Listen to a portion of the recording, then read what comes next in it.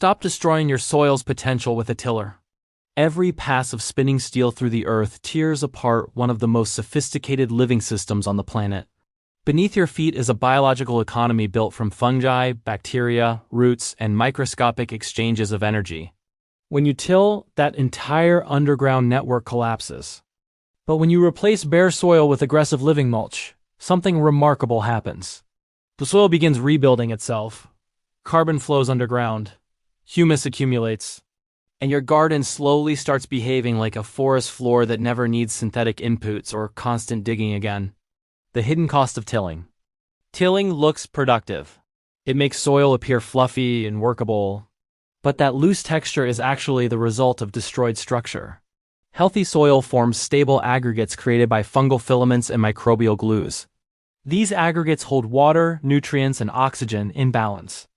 When mechanical tillers shred through the soil, those fungal highways are cut apart and carbon that had been safely stored underground oxidizes into the atmosphere.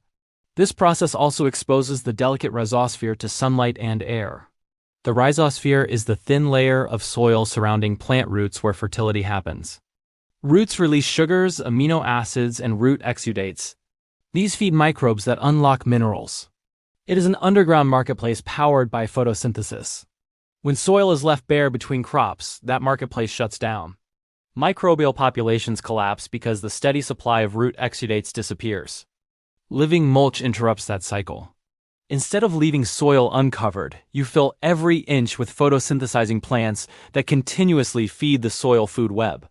The transformation begins with species that specialize in ground cover. Among the most reliable is white clover, which performs nitrogen fixation. Creeping thyme adds another layer. It thrives in thinner soils and spreads horizontally to create a resilient mat, protecting the microbiome from harsh sunlight. For deeper regeneration, alfalfa is an effective biological subsoiler.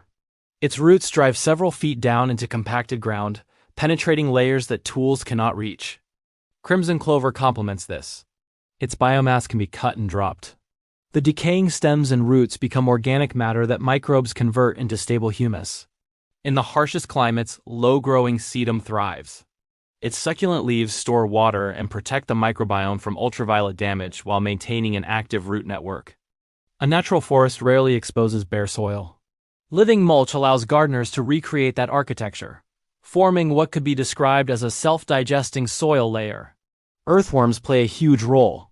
They follow decaying roots, pulling organic material deeper underground. Their castings contain concentrated nutrients and beneficial microbes. Burying shredded cardboard alongside kitchen scraps creates a slow-release food bank. This trench composting attracts worms and fungi that convert waste into humus. The magic lies in the chemistry. Plant roots leak sugars to recruit microbes. Certain bacteria dissolve phosphorus. Others release trace elements like zinc and copper. Mycorrhizal fungi extend microscopic filaments, expanding the plant's ability to gather water.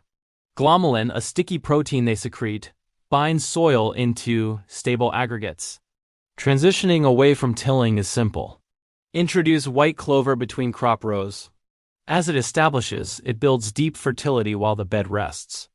Practice mow and drop. When living mulch grows tall, cut it back and leave it. This sends pulses of carbon into the rhizosphere. As seasons pass, the soil becomes springy. Water soaks in quickly. Weeds lose their advantage. Instead of exhausting the land, every season improves it. Subscribe to Timeless Humus Path for more soil revival wisdom.